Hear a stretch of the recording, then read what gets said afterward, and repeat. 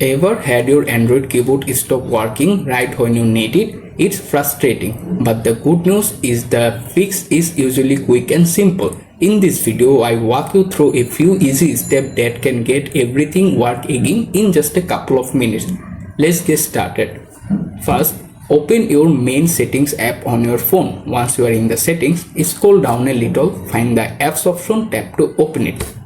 After open the apps menu, scroll down or use the search bar here to find your keyboard. For example, this video I am using Google Gboard, so type Gboard. Once you appear their name, tap to open it.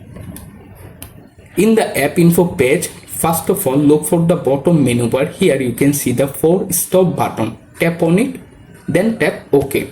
After it's done, scroll down, click on storage.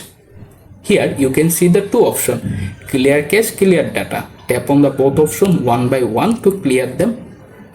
After it's done, back the previous screen, scroll down a little, find the app details in store option. Tap on it and check if your keyboard update is available or not.